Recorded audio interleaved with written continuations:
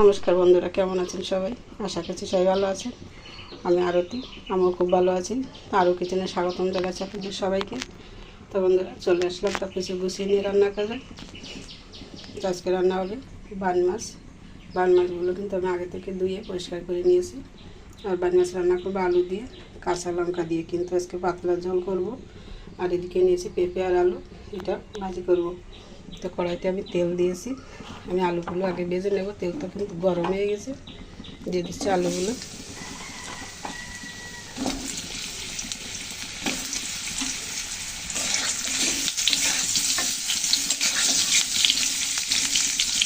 আলুগুলো বাচ্চা বাচ্চা আমি মাছের লবণ হলুদটা মেখে নেব। দিয়ে দিচ্ছি লবণ, দিচ্ছি হলুদ,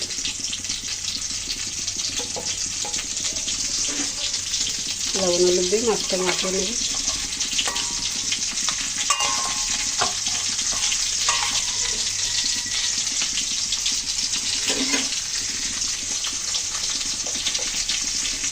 আলুতে দিয়ে দিচ্ছি সামান্য একটু হলুদ,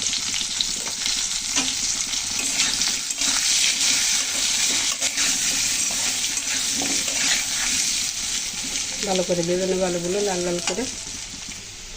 মাছে তো লবণ হলুদটা মেখে নিলাম ভালো করে। আর এদিকে আলুগুলো কিন্তু একদম লালচে করে ভেজে নিলাম। এখন তুলে নেব।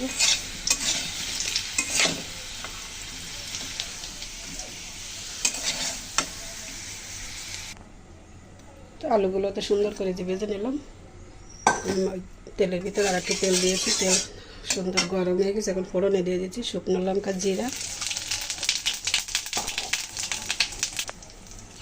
এখন দিয়ে দিচ্ছি মাছগুলো।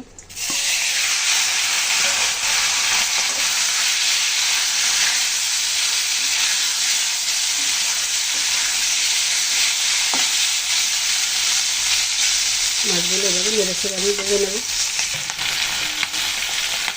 মাছগুলোকে নেড়ে ছেড়ে আমি দিয়ে দেবো।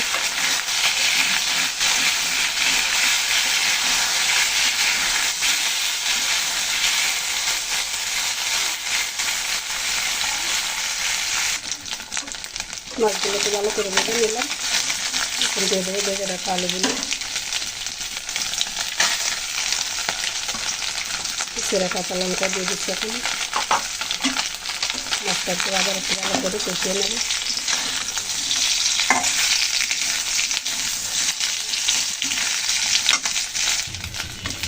মাছটাকে একটু সুন্দর করে কষিয়ে নিলাম কাঁচা লঙ্কা দিয়ে। এখন দিয়ে দিচ্ছি জল।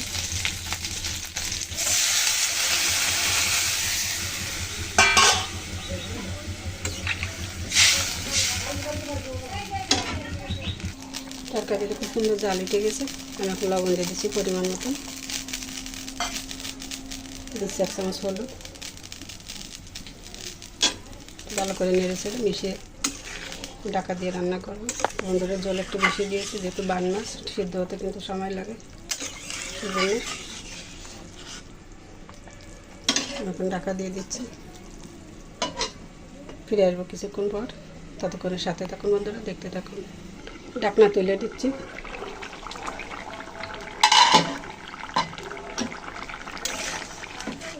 রান্না কিন্তু হয়ে গেছে, জলও কিন্তু টেনে গেছে। দেখুন কতটা জল দিয়েছিলাম। আর আলুগুলো কিন্তু একদম সফট, দেখুন খুন্তি দেওয়ার আগেই যেন গলে যাচ্ছে। তো আমি সবশেষে এখন একটু ভাজা জিরার ধনিয়ার গুঁড়ি দিয়ে দিচ্ছি, ভেজে রাখা।